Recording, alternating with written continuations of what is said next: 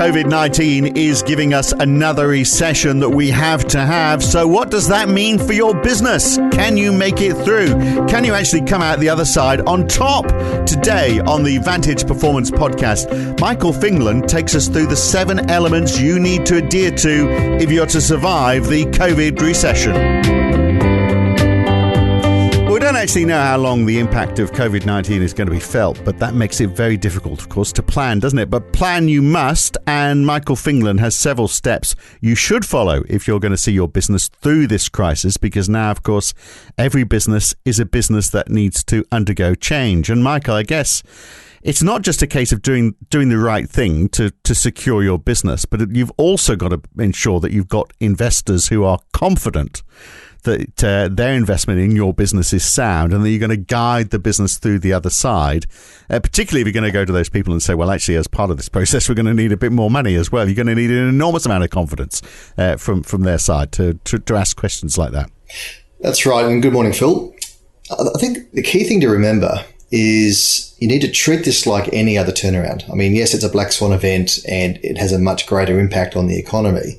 But the way, when a business owner, board of directors are looking at their business, they need to look at this through the lens of a typical turnaround. And that's why I thought now's a good time to sort of recap on what are the 7 fundamental things that you need to be doing right now to ensure you not only sort of survive through this sort of crazy sort of hibernation period, but also come out stronger at the other end, and then you'll be able to take market share. Should everyone be doing this? Because there will be some people in some sectors are saying, well, you know what, people are still buying from us. We don't feel as though we've been hit as hard as other sectors in the economy. There are elements of what we'll run through that every business should be doing, no matter how impacted they are, even if they've grown through this period. One of the key elements to any turnaround is really aggressive stakeholder management. Now, in the absence of knowledge, your customers, suppliers, creditors will be assuming the worst. So you really need to amp up the stakeholder management piece of a typical turnaround plan, even if you're doing well, just to allay those concerns and so they don't react negatively and start putting you on shorter payment terms and on a shorter leash, so to speak. So, no, there are elements here that every business should be looking at, even if it's just used as a sense check. Are we doing enough of the following 7 key things? Whether you're in crisis or you're actually doing okay. Right, okay. And we have talked about a lot of these before, particularly this idea that, you're starting this whole process. You've got to stabilize the business. You've got 100 days to stabilize the business. I mean, that's quite a long time, but I think we are in this thing for the long haul, aren't we? So we have to plan for the long term. Exactly right. And that's the first step in any turnaround plan, is you need to have that cash runway. So every 100-day stabilization plan, as we've talked about before, needs to be accompanied by a 13-week rolling cash flow. So that's 100 days and a 100-day work plan. Again, those two things work in tandem.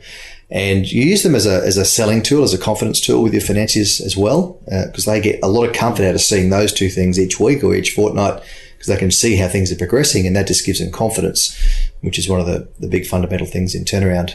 That is the biggest thing in turnaround, is it's a game of confidence. So it's getting rid of the deadwood, basically, as well, a chunk of this, isn't it? Things that are just not working, that are obvious, that can be cut out of the business. Yeah, non-core surplus assets. You need to be sweating your working capital. Focus on your core business. So while you're going through that first 100-day plan, you're looking at what are those 1 to 2 big changes in strategy, which is the second big pillar of any solid turnaround plan, and really trying to work out how do you streamline the business, as you say, and get back to that core. And that's so critical. Again, when you're trying to rebuild confidence of your stakeholders, that you've got a plan. As you say, you've got rid of the dead wood. You've got a 100-day cash flow. That's the lens that we always look through. Can we keep the business going for at least 100 days? That's one of our litmus tests. And so if you can demonstrate that, and by the time you get to the end of that first 100 days and you're creating the second 100-day runway, a lot of those big ticket initiatives are now rolling into cash flow and earnings in that second 100 days, and you start to build that momentum. And I guess if it's part of it is getting confidence from your investors, but also so you know what you're doing. I mean, as part of that process, you need to identify what are the real drivers for your business. You're going to sort of create a dashboard so you see what are the things that you really need to track from now on. Yeah, weekly or daily or weekly dashboards. We're a big user of Power BI and Tableau, common BI tools. So you've got that real-time feedback. But as you say, what are the it's hard for a lot of businesses to do this, but come down to what are the top 3 KPIs or business drivers that really make an impact on your business. Just really focus on those. Check in on the other ones. You'll have up to 10 or so that you look at every quarter or so, but what are the 3 big ones that you really need to focus on? And that, of course, comes off the back of once you've worked out what are those 1 to 2 big changes in strategy. So you've got a really strong, streamlined business model to focus on. And that's the key, isn't it? I mean, that second point, which we're on to now, that 1 or 2 big changes in strategy, because you can't go through this continuing life as normal, because life is not normal, and we're not quite sure. Sadly, we're not quite sure if it ever be normal again, Michael. No, and that's why this sort of 100-day focus. If you try and sort of forecast for 2 years out, you're kidding yourself. I mean, in any turnaround, it's very difficult to do that. But in this current environment, it's so much constant change with this virus, you just can't do that. So just lock into those sort of 100-day mindsets and refresh your plan as you're going towards that first 100 days. But by the end of that first 100 days, you should have those 1 to 2 big changes already worked out. You've got a stable business. You've got your second 100-day plan sort of about to roll out. You've worked out what the business model is going forward. It could be the same, but you might have made some pretty fundamental changes, and then that becomes the bedrock of your second 100-day plan if you are making some strategic changes. But there's always non-core surplus assets, lazy working capital that you can sweat. Look at securitizing the balance sheet, certain assets on there like debtors and hard assets to free up more working capital. Negotiating standstill agreements with your key creditors. And that sort of feeds into the second or the third big pillar, which is stakeholder management and communication. And as we've said many, many times before, stakeholder management needs to be at least 50% of what you're doing, particularly that first 100 days, if not the second. And it's a key marker for us is, are we spending at least 50% of our time on stakeholder management?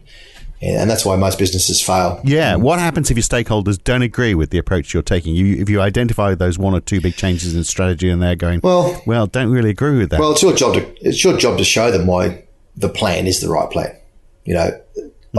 We've never had a situation where the plan that we've presented is not adopted. I mean, if you do that for a living and you just know how to identify what's working, what's not, how the market's moving, what's the right business model to adapt to these conditions. But a lot of businesses, they grow into a lot of other areas along the way in the pursuit of growth, and often they end up not making money, or it's very marginal, but they've soaked up a lot of working capital and their overhead structures become quite heavy trying to manage all these other things they're doing. So, when we come into a situation, is usually it's sticking out like the proverbial. I mean, and as I say, if you're good at what you're doing, you know how to. Convince is not the right word. It actually unfolds naturally once you've done the analysis. So, it's very, very rare that you might have resistance. Right. But when you're talking about those 1 or 2 big changes, I mean, I'm thinking, this is a sweeping change. You're going to get rid of a whole suite of products and just focus on 1 or 2. But it might not be quite as grand as that, might it? It might just be tweaking some things at the edges, so a more productive way of working, for example. Yeah, it may not be a 180 degree turn. It could just simply be, we had a business that was making money around sort of 3 core offerings, and now we've got 10. And once you've done the work, and often they don't have the financial systems to tell them where they're making money, where they're not. So again, the numbers will tell you, actually, of those 7, 5 of the 7, we're actually losing money, or it's marginal at best. Why bother? And once you actually, sell down, close that part of the business, if you like, that then recycles capital very quickly back into the business that you can then use to drive growth in those 3 core areas. So one of the big questions we always ask is, when we're coming to try and work that out, is what did we look like when we were last making good money?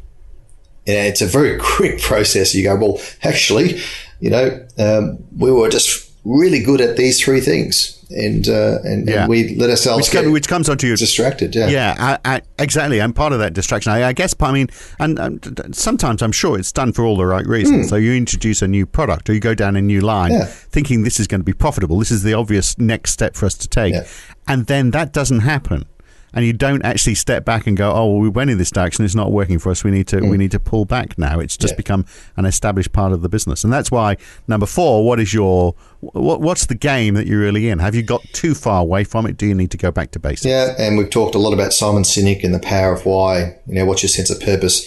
But that question, what game are you really in? It's such a powerful question. If you get your whole team together and you sit there and you really ponder that question, the answer will come out of that, and that helps you drive back to, what did the business look like when we really enjoyed it, when we got out of bed every morning and couldn't wait to get to work. It's all tied in with that, and you've got to have a workforce that's really passionate about what you're doing. If you're just manufacturing products that every other company does, it's hard to motivate the workforce. But if you have got that really core offering, and again, what game are you really in? What's the big impact you're trying to have? What's the big problem you're trying to solve? We're a big believer in questions are really powerful. The answers always follow, but you've got to ask the right questions, and that running through a why workshop really helps you unearth what do we want to be doing? Why do this? Yeah. We've got to be passionate about it. And I imagine that you see the passion come back from that as well. You start to see the workforce following. Yeah, because everyone all of a sudden is saying now we are a standout from our competitors because we've got this focus. Yeah. So and we talk so much. Sorry, Phil. We talk so much about stakeholder management, but it's not just financiers. You got to remember. The employees, particularly in a time of crisis like this, they're looking for someone just to lead the way and tell us we're going to be okay. So again, when you can articulate that, we used to do these 10 things, we're going to pull back to these 3 core things. We're actually going to be more successful. We might be smaller, but we're more profitable. We'll actually make more dollars, and then we can use that as a base to grow again. Yeah, you do have the problem though that workforce you might not take them all with you. So that creates problems as well, doesn't it? Because you've got to keep people motivated while they're also seeing perhaps some of their colleagues disappear. Potentially, but not always, because as you are pulling back from, say, in this case, 10 core offerings to 3, to make an example, that throws off a lot of working capital for cash flow. And then what you can do is redivert those employees that were involved in those other areas back into those 3 core areas to grow them. So you can actually, if you've got an open mindset and you say, well, yesterday you were on the production line, tomorrow I want you working with the marketing team on how to roll this out. We need to go out and canvass a whole bunch of customers and get some really good intel. So if you're prepared to actually work across the spectrum and redeploy people, we're big believers in Barry Waymiller. Everybody Matters. His breakthrough book on that is, don't always go to the redundancy lever first. If you can hang on to that workforce and redeploy them into R&D and marketing other areas, then you'll actually come out of this much faster and keep your culture intact. Yeah, and you don't have to pay redundancy payments as well if you're just looking at the numbers behind it all. So what about number 5 then, paying down debt? So you're not so highly leveraged. Although, couldn't there be a case where you say, well, okay, actually there's an opportunity for growth here. We perhaps need more debt. Yes, but the way financiers work is you need to give them confidence that you can reduce their debt first. They need it. Every financier wants to see sort of 6 months or 9 months of de-gearing, if you like, to prove that you've followed through on your business model, you've rationalised the business, you've stripped out all the lazy working capital by realigning your business back to your core, and paying some debt down. It doesn't have to be huge, but it's a mindset. To show it can be done. If you can, you're not reliant. It forces you to look. Yeah, that's right. But it forces you to look for those non-core surplus assets that you can sell for debt reduction. And then when you're into that sort of growth phase, you're more likely to get the capital, additional capital, to then fund that, because it's a dedicated growth strategy, and we're borrowing money to fund this growth engine over here. So you always need to be looking for ways to pay down debt, because it just resets the bank's confidence, and they're more likely to give you more debt in 6 to 9 months' time when you do need it. And linked to all of that, strong financial management. So you as you're pulling that debt down, you're saying the reason we're able to do this is because, and here's the spreadsheet that shows it all. You can't track how you're going real time, and you can't build confidence unless you can demonstrate to your financiers that you've got daily, weekly financial operational dashboards, you've got a 13-week cash flow, you've got 3-way forecasts, you've got the 100-day plan ticking along, being managed every day. All those tools give not only the board and the management team confidence that we're on the right path, and we've got feedback, real-time feedback, so we can make changes and be nimble along the way. But your financiers, that's just if you want to get more money out of the financiers, you need to show that you've got a really strong and accurate data set that you can make informed decisions on. Finally, and look, I spent a lot of my my business career in marketing, proper marketing, not just marketing comms, but your 4 P's marketing. I don't know how many P's marketing is. And in my day, it was just 4 P's. It was getting the right product in the right place and promoting it right. But in tough times, very often companies, the marketing department is the first place to cut. They go, well, okay, they are an expense. We're going to cut them right back. But your point 7 is no, you need to maintain that focus on marketing and also R&D. You've not got to cut those areas, and because that's the future, obviously.